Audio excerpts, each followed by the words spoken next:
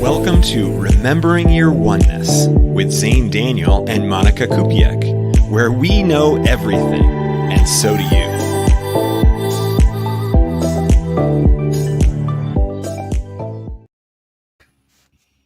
Hello, everyone.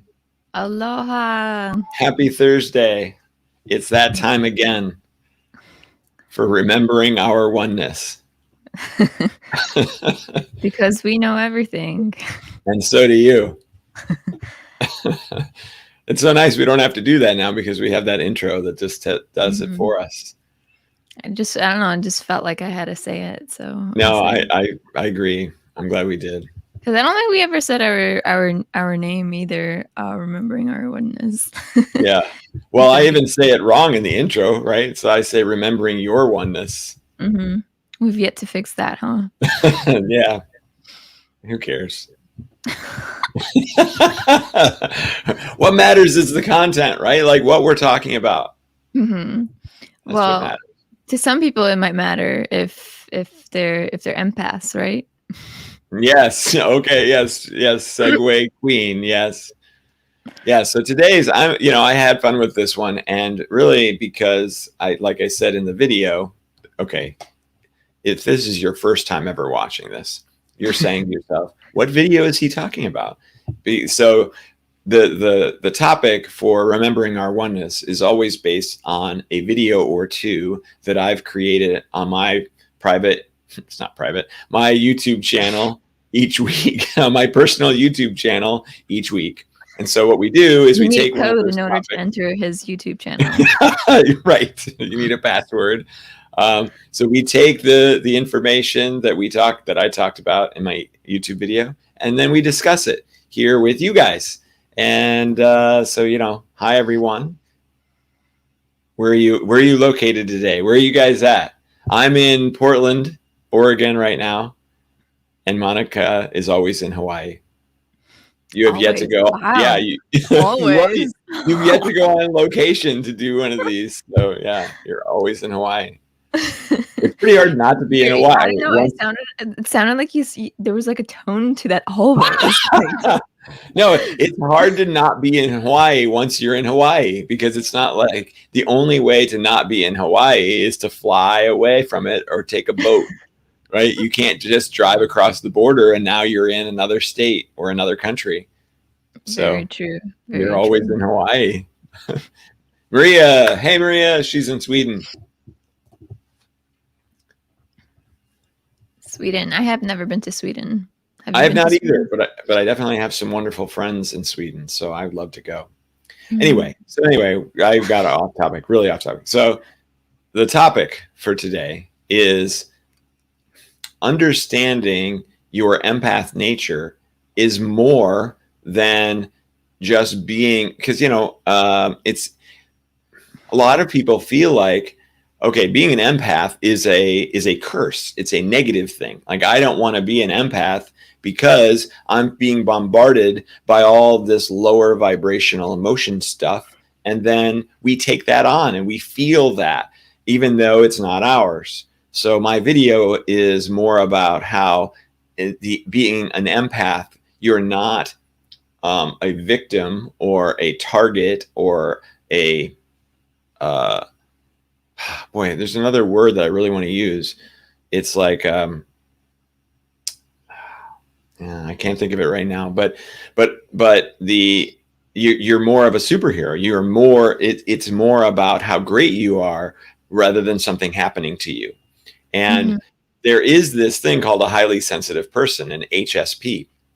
This is one of those more recent things like ADD, where people, when they're children, they get diagnosed. Oh, okay, this is a highly sensitive person. Now they feel everything. They feel emotions. They feel uncomfortable. Even like textures and things, can really drive them crazy. Or their tastes are extremely sensitive. And my mom actually is a super taster.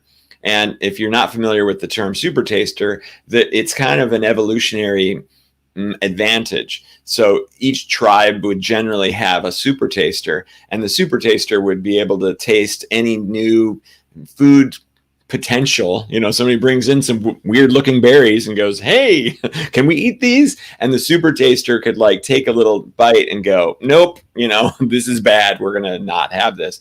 But as a result of being a super taster, you don't need any spices, you don't need much, because it's so intense. Like every flavor is extremely intense for a super taster. So that's just another aspect of what a highly sensitive person is. Okay, yeah. So Onion Man is talking about crowds are difficult for him too, and that's what we talk about. So in the case of going into public or going out into the world, or living in a big city, like there's a lot of other empaths that have talked to me over the years. I lived in Chicago. I've been in LA for a while, and different locations like that, and they go, oh my gosh, I couldn't be there, and really that's one of those things that once you step into your power, you can. And that's kind of what I'm talking about in the video. Yeah, I liked how you said, I've actually finally watched your video this time. Yeah, this time you actually watched it. Amazing. I liked how you said that if you don't like crowds, that's exactly where you should be. I thought that was like, oh, I should probably switch that mindset around to that. Right. I'm definitely like that too, where I just get really tired around crowds. But like I feel like the last like week or so I've become more like open to the idea to go back into crowds in a way. Probably because of like COVID, just like I like being alone, and then now it's just like a bit overwhelming when I'm like around more people. Oh yeah. But yeah, I'm definitely like I guess I can relate to Onion Man that crowds are difficult for me. But then like I feel like once I'm in the crowd, then I get more comfortable. But I think it's just the idea of going into one. Oh, I see. It's just like, oh gosh, this is gonna be overwhelming. Like I already know it's gonna be overwhelming. Right. Yeah. So you're setting in that expectation for yourself. Yeah. And then with the food thing, I can kind of relate, because I remember when I was younger, my mom would always be cooking, and sometimes like the smells, like I would be so turned off by them, and then I would be like, I cannot eat this. One time I almost like threw up from one of the scents that she was making. I think it was like some sort of like Alfredo's. It was like almost like an Alfredo sauce. It was like a white sauce she was making with pasta, and I like couldn't. Yeah, I like threw up just from the aroma in the house. It was so bad. Wow. I'm sure she was offended, but my body was just like, no, do not eat this. Yeah, that's interesting.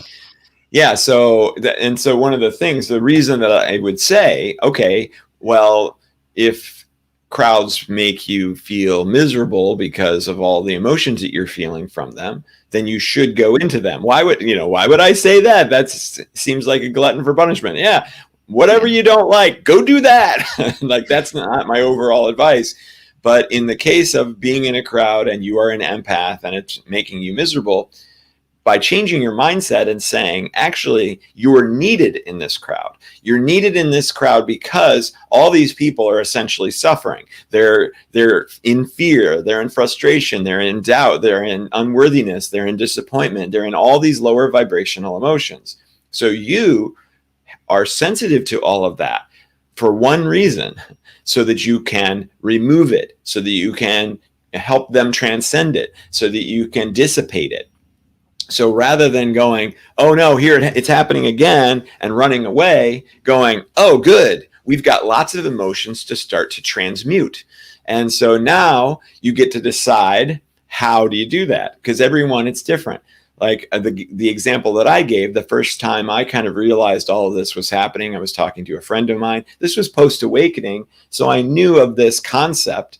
And she's talking to me. We're just talking about random, regular things. She wasn't talking about something that was upsetting her at all. We were just talking about, maybe what we were going to make for dinner or something very benign. And yet at the same time, during this conversation, I just kept feeling this welling, more of this anxiety.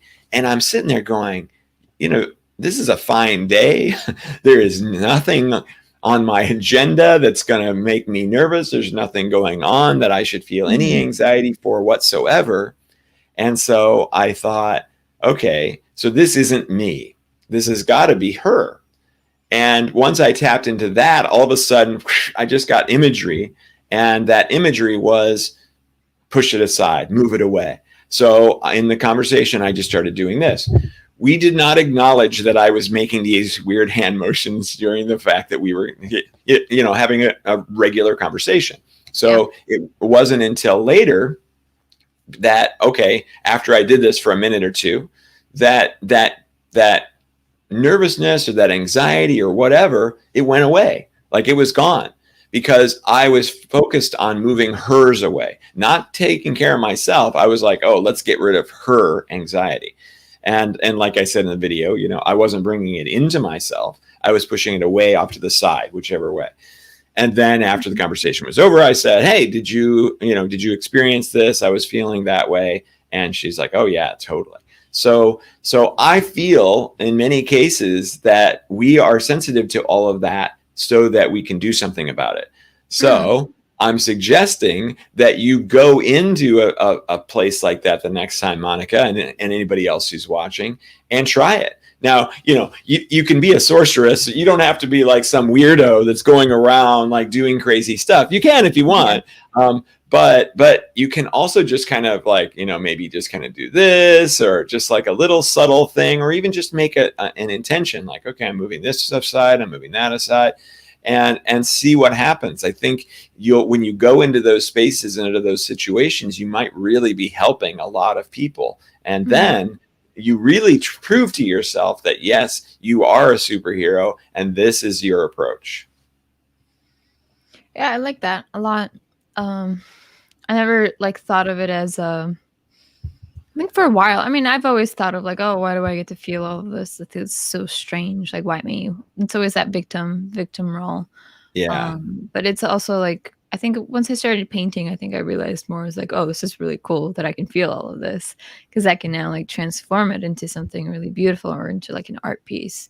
But I think the tip for going into the crowds and like not getting, or at least when I do get overwhelmed, just knowing that it's kind of like a positive thing, that it's more of to help someone else instead of me just getting tired, or just the idea like, oh, I'm just going to get really tired from this. It's like switching the whole mindset or the perception of going into a place with even more presence in a way, because it's more of like, I'm going to raise my vibration even more because I know it's to help someone instead of just to protect me in a way from all the negativity. Yeah. Oh, and that protection, that's perfect, because people walk send me messages all the time, and they're saying like, okay, well, I need you to help me protect myself. What do I need to do to protect myself? And I'm the wrong person to ask that of, because I don't believe that you should protect yourself. I believe that when you are powerful, then you don't need to. And that is the best protection you could possibly have. In this weird kind of paradoxical way, when you go in and you say, I don't need protection because I'm so awesome and I'm so powerful and nothing's going to hurt me, then you're right. And nothing hurts you. And now you don't have to protect yourself. And like I've said before, I've talked about this with negative entity attachments too. This is the pose that I picture when you're protecting yourself. You're walking around going, oh, I hope nobody hurts me. I hope nothing bad happens to me. Oh, get this stuff away from me. I do not want this. That's a fear-based pose. And we don't have enough screen space for me, but my power pose is like my arms are way out wide and I'm walking around like, try it. I got this. And that, think about what your aura looks like when you're like this, as opposed to like this. Think about, your mind's at everything, nothing.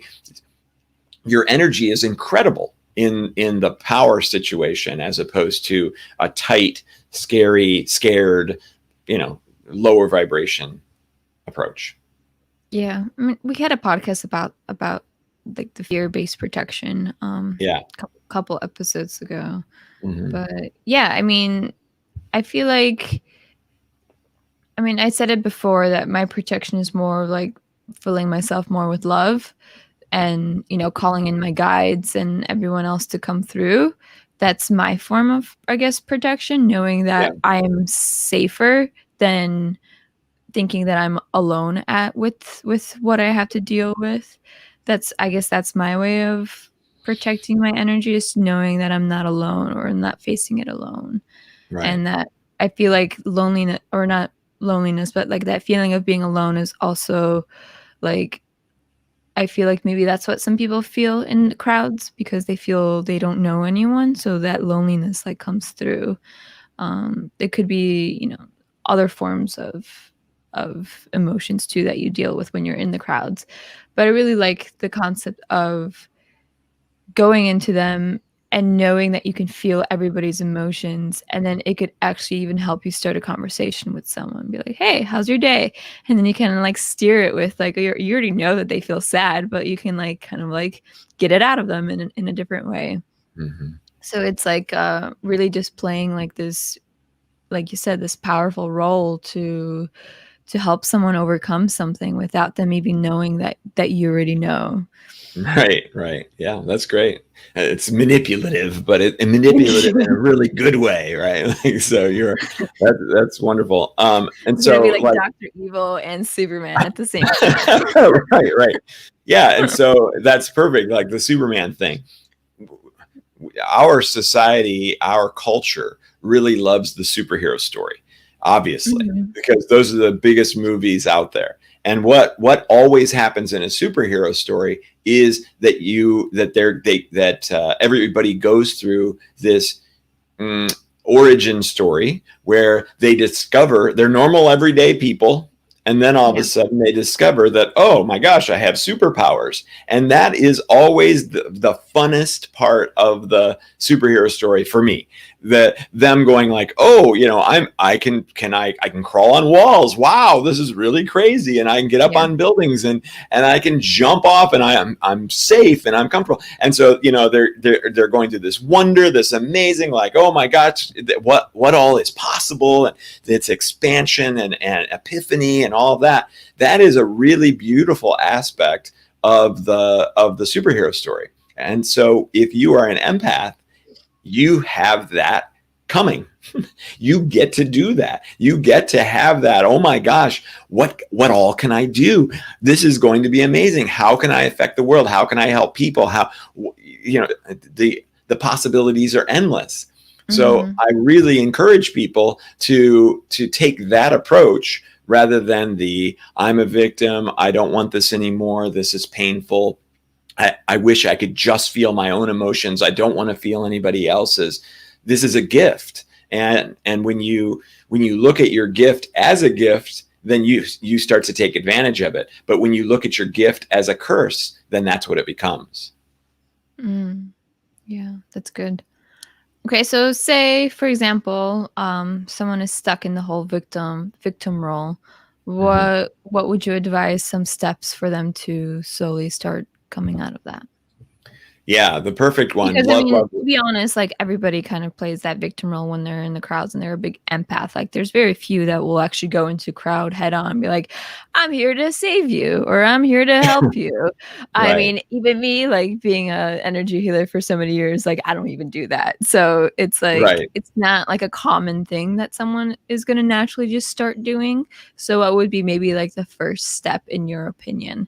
That could help transition someone into not playing that victim role anymore. Right. Okay. So the first step is to step all the way back to your soul contract. It's to step back to your version of yourself before you even came here. Because when you realize that everything that you've got going on in this incarnated life, you chose for yourself, then, wow, that is very empowering. So if you look at it, and I said this in the video also, if one of the reasons that we come here is to experience the terrestrial emotions, because we can't experience them unless we're here, then it stands to reason that we are definitely going to choose to be an empath so that we can have as many emotional experiences as possible. one of the other reasons that you might have chosen to be an empath is because of the gift, the spiritual gift that you were going to get. And so that you could help all the people on this planet who are suffering in some way or another. So again, it goes back to knowing why you came here, who you are, and how much benefit you could give to the world. And that requires sometimes some sacrifice. So, you watch the superhero movie or even the action movie, and the characters do things that most of us would not do. I'm not going to jump off the building onto that motorcycle or whatever. But the movie situation calls for it. If you want to save the person from the thing, then you're going to take that risk because it's worth it.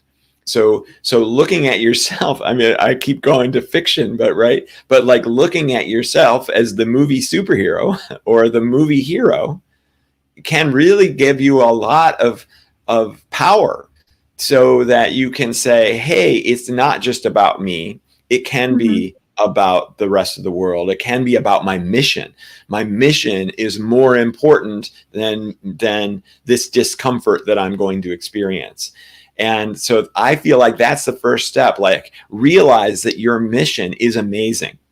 And just like anything, if you say, okay, well, I'm not going to have a romantic relationship, or I'm not going to build a family until I have a job, or until I sell this house, or until I buy the house, or until whatever, like you have all of these criteria before you do the thing that you really want to do, then you might spend your entire life waiting for that time to happen before you get to do the thing that you really want to do. And then you might look back and go, oh, well, I never got the house or the job, so I never had a child and a family. Wow, I really wish I hadn't made that decision. So the same thing could be true in this case. I don't want to go into a crowd until I've created enough protection for myself, or until I understand how to protect myself, or how I understand how to transmute this. If you look at it that way, you may never discover your gifts. So, and there's always an in-between step. Okay, I don't want to go to Times Square, right? But I could go to a little festival. I could try a small crowd and see how that feels, and work your way up. So those are kind of my initial thoughts to that question. Okay. So it's more or less, I mean, for me, I guess it would be more of like accepting that you're in that state, or just accepting that, you feel overwhelmed, or that you feel, so on and so forth. Because yes, even helping people is tiring too. So it's like, you can't really go into it with like, oh, who can I help today kind of mindset, because it's also like you're kind of missing the present moment. You're missing what could actually flow to you while you're in this crowd, and maybe you're going to be meeting someone that you're supposed to meet, but you're too busy trying to figure out, or trying to help someone in a way. So I feel like it's like a mixed, I guess, a mixed type of, I guess, idea, unless I'm losing it. So helping people is tiring too is an interesting statement that you just made, because that is a self-fulfilling prophecy. And I work with people all the time with this, that they come to me and they say, yeah, I can only help 2 people a day, or 1 person a day, because I'm so exhausted by the time I'm done with it. And I have to say, with the greatest respect possible, you're doing it wrong. Because if you are exhausted after helping people, that means you're using your energy incorrectly. So one of the things that I talk about is, when I can do energy healing all day long, and the only fatigue that I have is simply like my voice, because I do a lot of tones and things like that. But energetically, I'm totally fine. I'm absolutely fine after doing this all day. And why? It's because I'm pulling from the unlimited energy resources of the universe rather than my own reserves. One of the first things that you learn in Reiki is that you are not sending your own energy to your patient with your hands. You are pulling from the unlimited energy resources of the universe, and it's going through your body, out your hands. So you are never tapping into that. And so the way that I teach people how to do this is to simply make that declaration. Every morning when you wake up, if you want to, you can wake up and say silently to yourself in a meditative moment, a moment, doesn't even have to be a long meditation. And you simply say, today, I am pulling from the unlimited resources of the universe rather than my own reserves.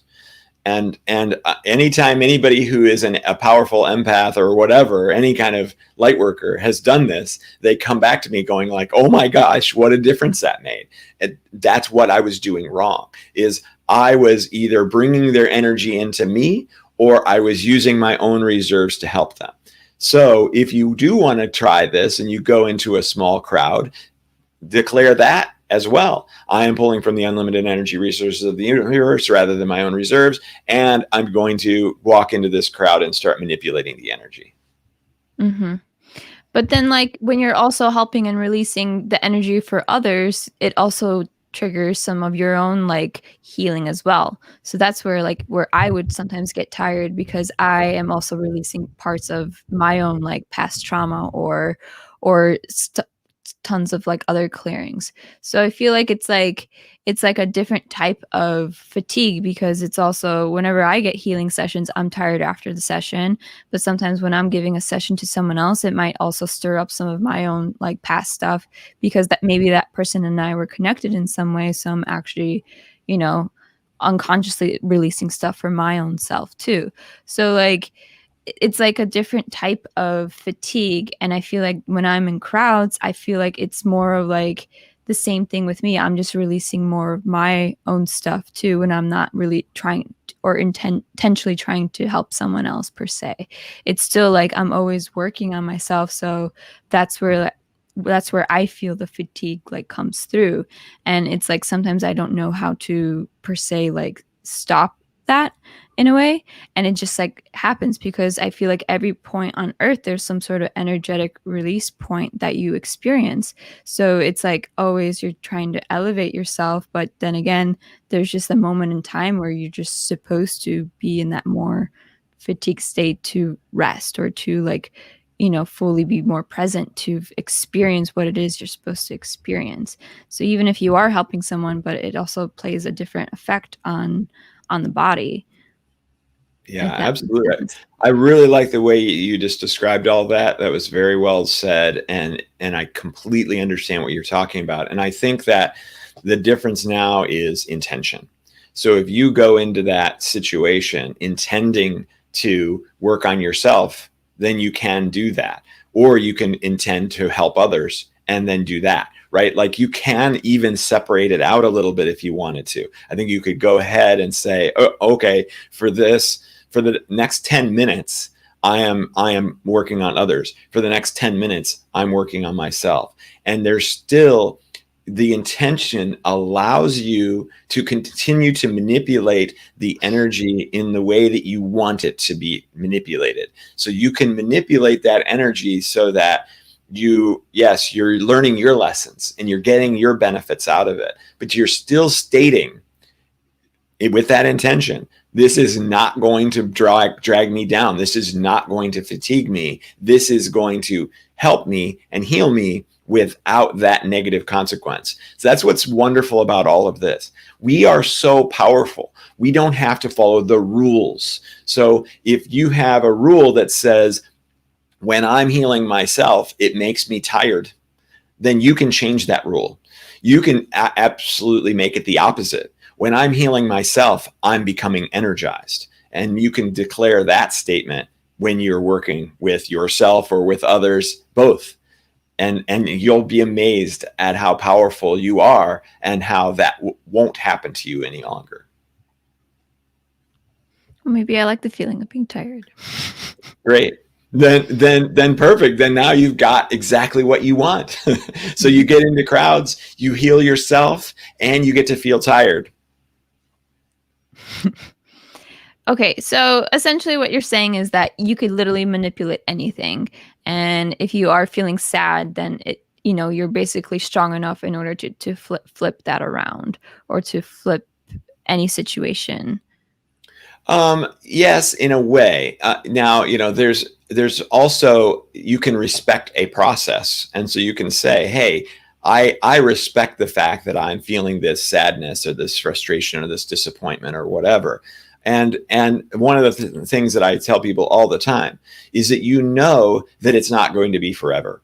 You know that this disappointment or sadness or whatever is a temporary experience. And so in that way, you can go ahead and explore it, and you can go ahead and sit in it. You can feel it. And that's wonderful. That's a fantastic way to use your power, is to experience those emotions, because again, that's why you're here. So if you go ahead and you make that sort of declaration, then the pressure's off. Because the problem with saying, well, I can just transmute my sadness and instantly become happy, is that now you're putting that pressure on yourself. And then if you're unable to do that for one reason or another, then you start to blame yourself. Oh, well, I'm not able. Oh, I must not be that powerful. And then you can go down the opposite path that I'm trying to encourage you to be able to do. So you can still respect that process. And again, know that it's all temporary. Okay. So in an empath perspective, since we're all just talking about empaths now, like, it's just more of just accepting that you're embodying this. And that's really the key to, if you are starting to feel, other people's emotions, it's just becoming aware that you are an empath and that it's actually a positive thing, instead of thinking it's a negative. Yeah. That's essentially just the moral of realizing that. Yes, and it's true of absolutely everything. Anything that happens to you that you consider bad is amazing and beautiful. And that's hard to see in the time that you're experiencing it.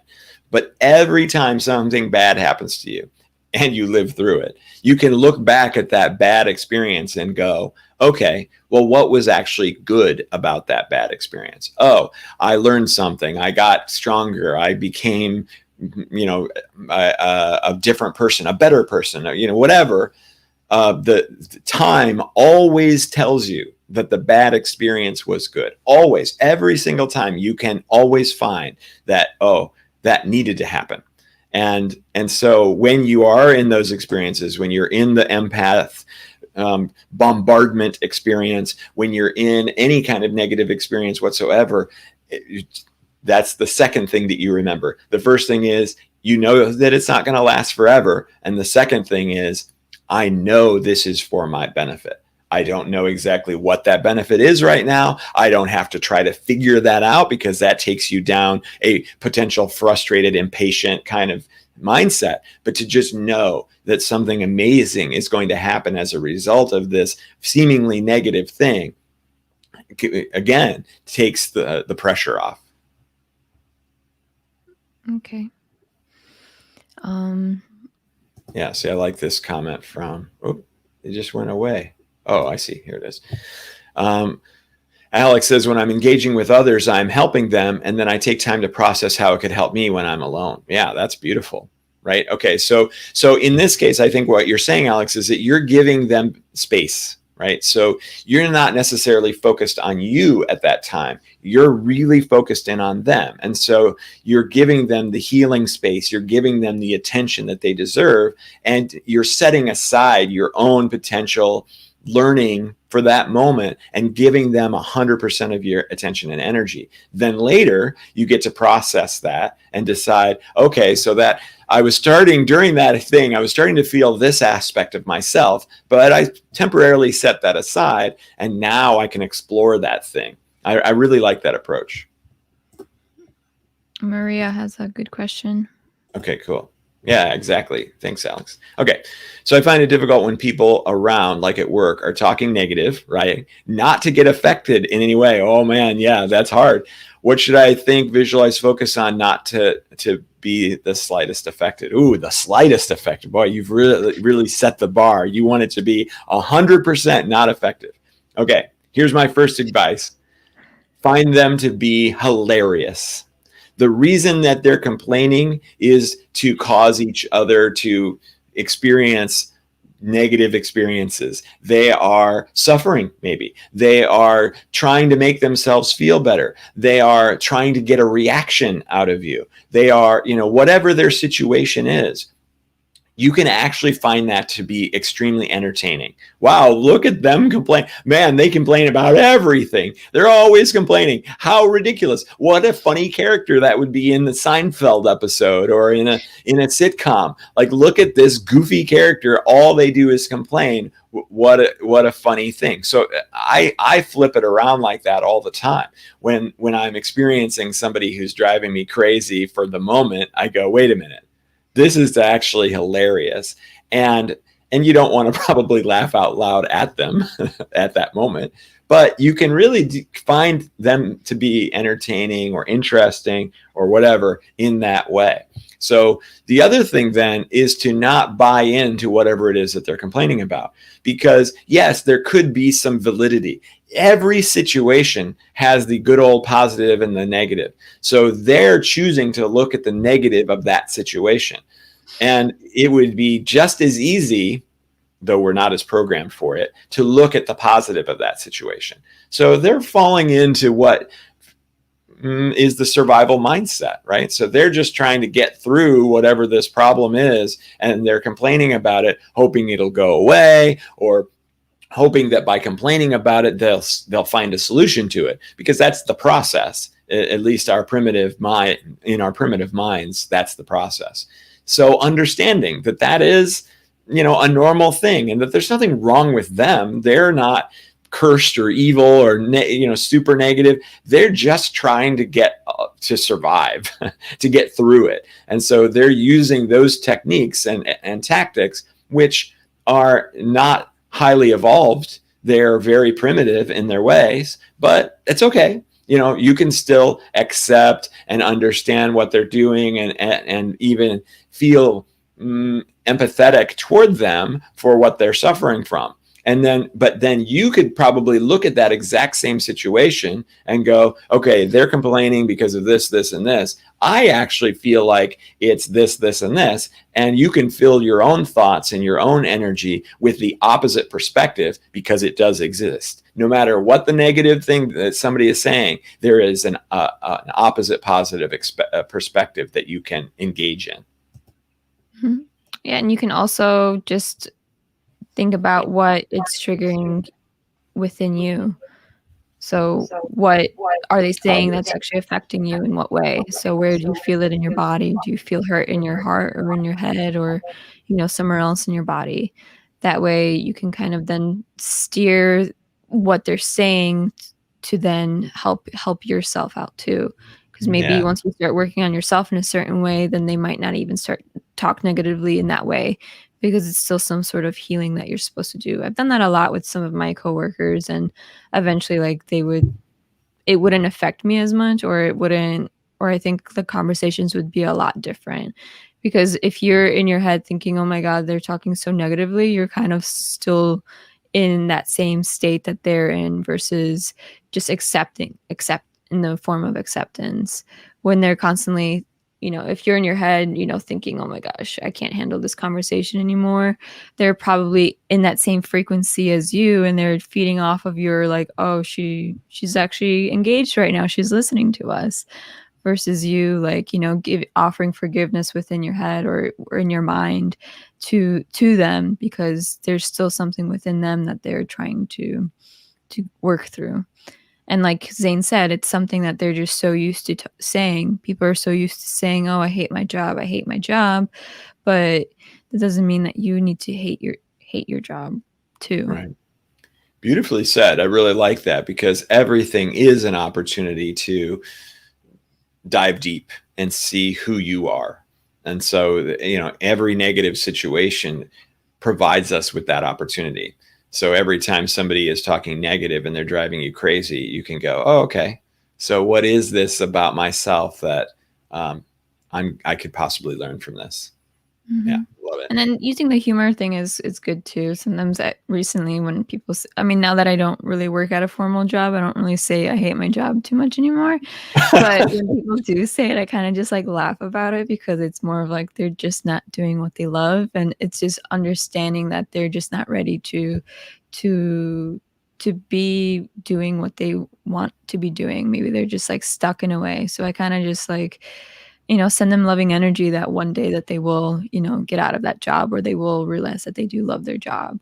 It's just a matter of just stepping away from that mindset of I hate my job or I hate this situation and just realizing it's just not in my highest good for that person. It's not in the highest good of that person and knowing that they will one day, elevate into a better version of themselves. Because I feel like you still need to experience that part of hating your job, because then you'll realize that you're gonna hate it so much that you're eventually gonna leave and move on to something else. Yeah. Yeah, it was I interesting feel like because it's part of the process. yeah, I think you're right. And yeah, because I definitely went through that when I was at the video game company. And so there was a period there where I was just like, I don't want to be doing this anymore. I mean, I love video games and I loved doing all of that, but I was finally done with it.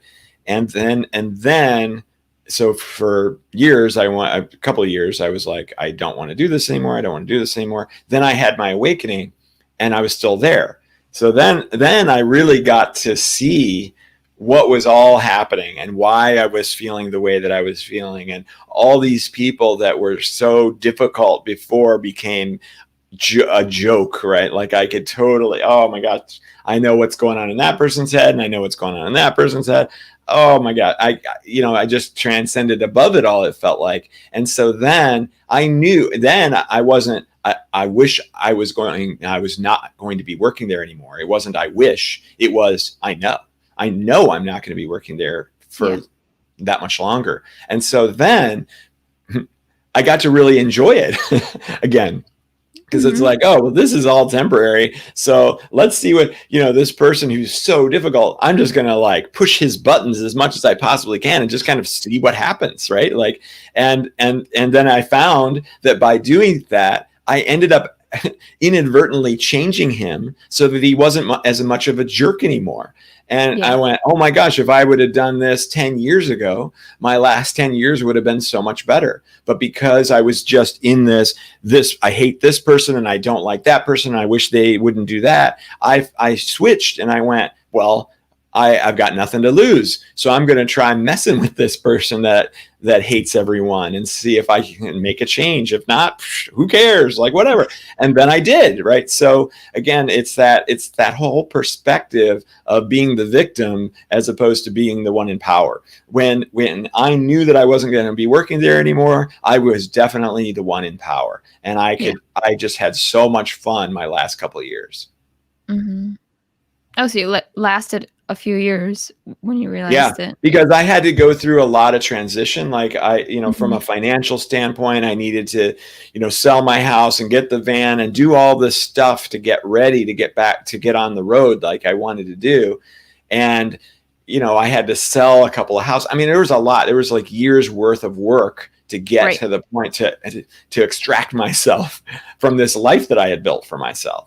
Mm-hmm. So during that time, I stayed working there, and like I said, I really enjoyed it. Actually, it's interesting how you went from having so much to just wanting so little. It's like you just really accepted that less is more in a way, or that your happiness is more from within than actually in these houses that you've bought or this life that you created for yourself.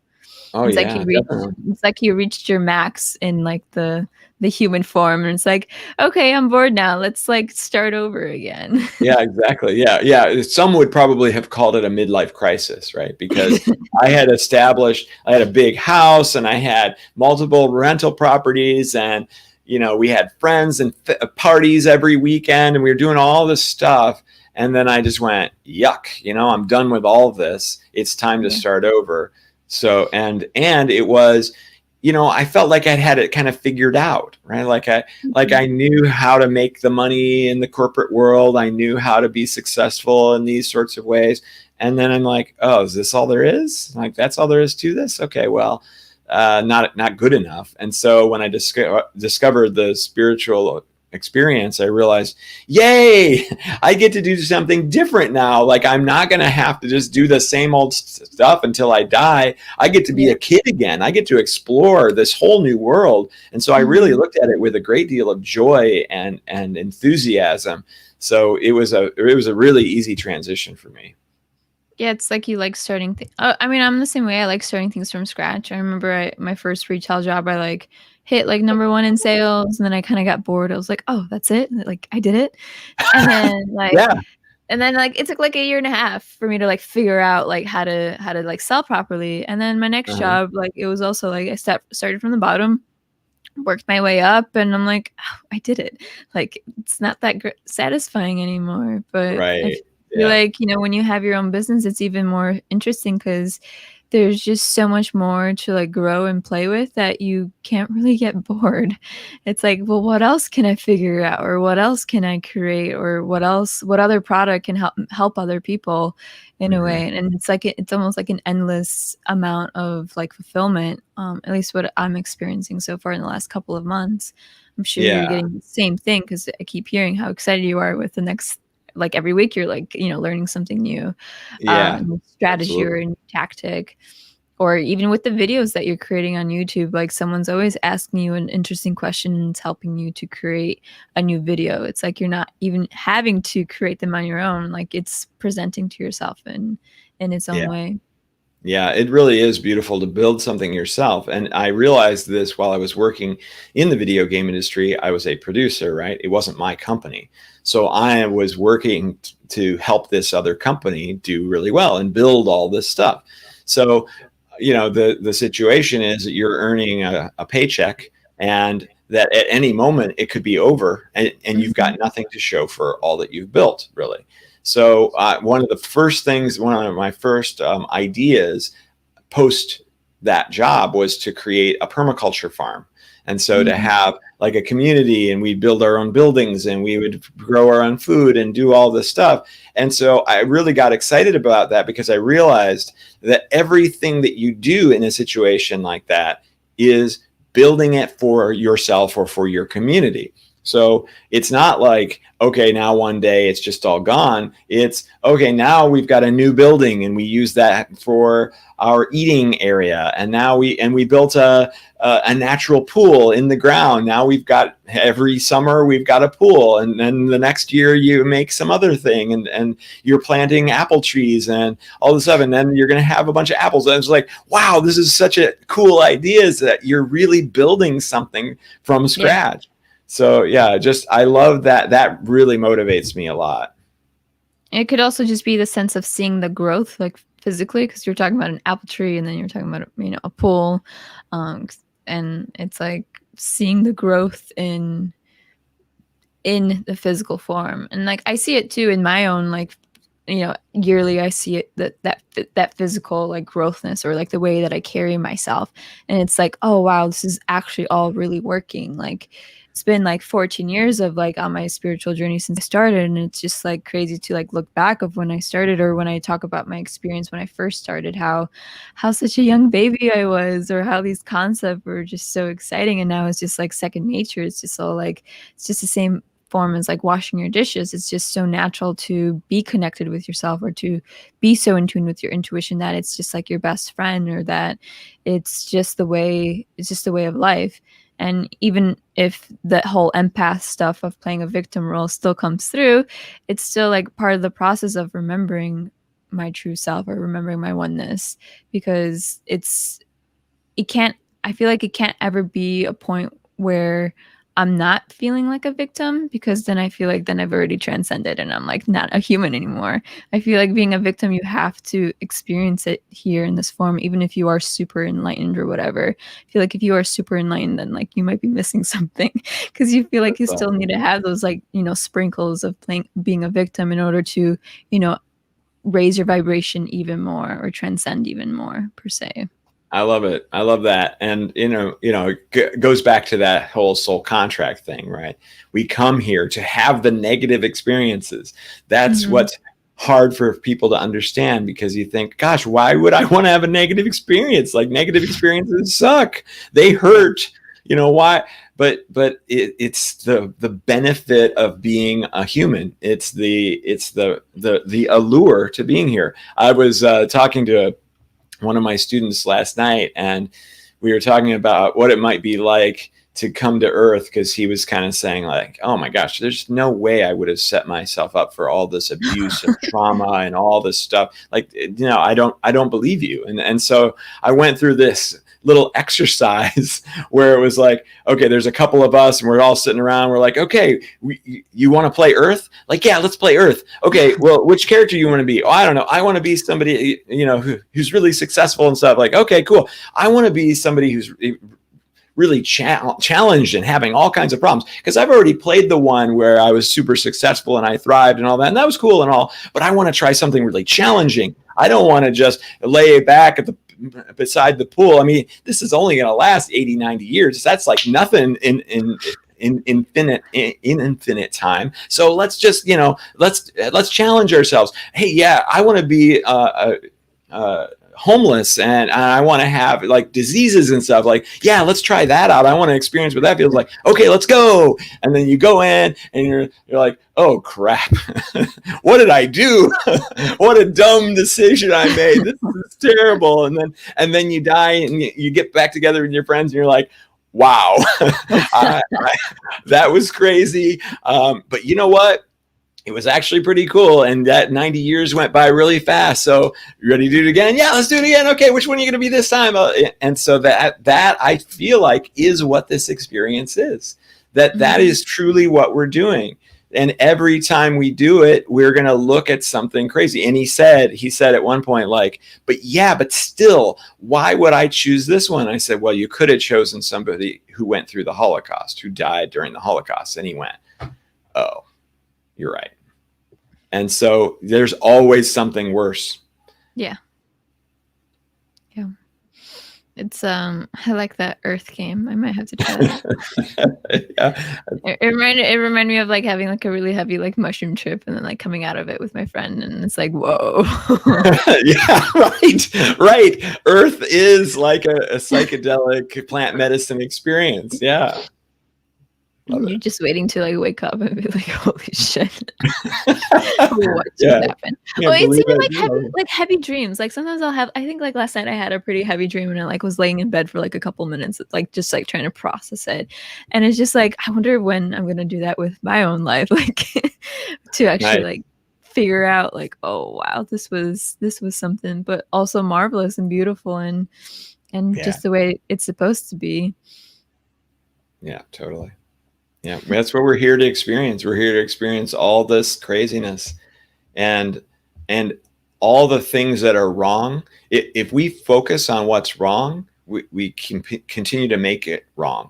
But if we focus on what we love, then we continue to make it what we love. And that's, I mean, that's where, all the folks that are all upset over the different theories, like starts with the C theories, that they're all like worried about, like there's the cabal or this, whatever this thing is and whatever that thing is. And we've got to do something about it. Blah, blah, blah, like this, that whole experience is surrounding this life and those things and this society with all the things that we don't want, with frustration, with fear, with anxiety, with impatience because it's not over yet. So the best way to approach this is the reverse. It's to be grateful for all that there is, to see this planet as a paradise one, and embrace that. And that's the way that we get out of those things. That's the way that we see this utopian, loving society that we want to see. Yeah. And that's just by starting to do at least one thing that you love per day. Yeah, I like that. Or more than one. Or all day. Love things. All day. I think at least one a day. One a day at least works. Sure. Yeah. Yeah, because you got to do the laundry. Start there so you don't overwhelm yourself with a full of love. Because you might just get so high off of love that the next day might not be that like that. Right. Oh, I can't live up to Can't access yesterday. it anymore. Right. Now what? Oh, I got to do the laundry and I got to, pay my taxes and crap. Ugh. But that's what's wonderful about that whole concept of coming here to experience negative things. It's the contrast. I get to experience the negative things so that those positive things feel so amazing. If we live in a world without conflict, or that's not the right word. What did I just say? Contrast. If we live in a world without contrast, then it's going to just be boring. Yeah. It's like when I take photography, like I always put the contrast up a little bit because it makes it more interesting. Yeah, exactly. Or you need those black hues or those black spots in order for something else to pop. Yep. In order for something else to shine even better. Yeah. Film noir is a perfect example of that. I don't know what that is. What is that? That's that, the like detective stories that are in black and white. A lot of times it's raining outside, and that's just like half of the image is completely black, and then there's just the light from the light in the office. You know what I'm talking about? I see lots of shades. When I picture it, I see lots of like shades, and the shades are black, and the light coming through from outside is light. And so you're constantly seeing contrast in film noir productions. So it's just black and white films is essentially what it is. Or yeah, but no, it's very specific. It's a very specific genre. Okay. This is more like the darker, creepy ones in a way. Sort of. It's not so creepy. It's more like investigative. For some reason, it's investigative, like detective stories that there's a femme fatale, and it's always raining, and it's usually like the 30s or the 20s or something like that. Yeah. There's a classic that I watched that's like that I'm like thinking of, but I can't like think of the name of that movie right now. Where there was like it was like they had the knife and the girl in the shower, and then okay, so that's more like a horror movie though. That's not what I'm talking about. But I know it. But I have this like scene in my head. Yeah, I can kind of see what you mean. It now, especially with you with the window in the back with your right. With your fake window. My fake window. It's all coming together right now. Yeah. It's not Psycho that you're talking about, is it? Yeah, it is. That's okay. That's the one. And I think there's another one too, but I can't remember it. But yeah, Psycho that's definitely it. Hi, Ashley. Hello. And it's almost over, Ashley. Welcome. And we've only got a couple minutes left. Okay, so promotion time. The Higher Self Expo is coming up soon. It's in July 17th and 18th. And so we're gearing up. This is going to be a 24 straight hour event. Yeah. And we've got hosts all over the world that are promoting, that are going to be, introducing the speakers and so forth. We've got like 33 speakers. Well, 33 slots. We don't have 33 speakers yet. We're really getting close. But so we begin kind of like our pre-interviews today. I have one later on today. Jump over to, I'm going to put it in the comments if you want to see this. It's going to be pretty amazing. Let's go to Facebook group. So there it is in the comments. You can subscribe to that Facebook group, and then you can also get on the mailing list for the Higher Self Expo, so you can get all the times that everybody's going to be speaking. You can get lots more information about the speakers, and this is going to be a big one. This is our fourth one, and it's only been a year that we've had it. So because of COVID, it's really what got it started, of course, and then we just started doing them as fast as we could, really, just to get as many people to, it's great because it's great for the speakers because they get new audience, and it's great for the audience because they learn more about amazing light workers and what they're doing and so on. This one is going to be where science meets spirituality. So we've actually got a lot of scientists that are going to be talking about the backing, the scientific backing to a lot of the spiritual theories that we're working with all the time, every day, us light workers. So it's really fun to see those things starting to merge more. There's going to be more research done to prove these things that we know to be true. So it's, yeah, I think it's going to be really fun and really good. Mm. Is this a new group that you have? Lightworkers Zane's Van Tour? Or did no, I've had that for a while. Yeah. Oh, you've had that? I have never seen that. Yeah, I always post to that too. Yeah. That's fun. That's a fun name. That's like something I would want to like. I feel like that should be like a series. Right. Yeah. Yeah, it's true. Yeah. Like a TV series. It should be your YouTube name. Nice. Yeah. Or maybe like a segment that you do that. Lightworker Zane's Van Life Tour Episode 1. Yeah, totally. Nice. Yeah.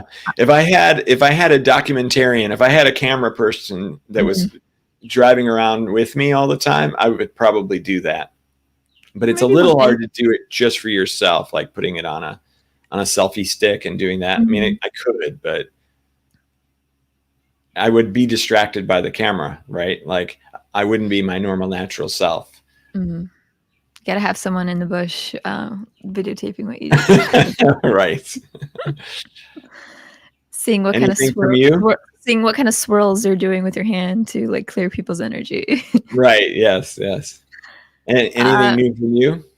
My website should be relaunching sometime next week. I haven't figured out the day yet, but I'm definitely almost done with finishing. I did one final thing yesterday, so I'm excited to finally get that done. So I'm going to have lots of new products with my art and lots of energy clearings in the art itself. Nice. So I'm excited. Yeah, I'm excited to see it. Yeah, good. Okay, well then, it's been an hour. A wonderful hour of empath talk. So thanks everybody for tuning in. Thank you, and aloha to you all, and have a beautiful day. Yeah, I love you unconditionally, and we'll see you next week.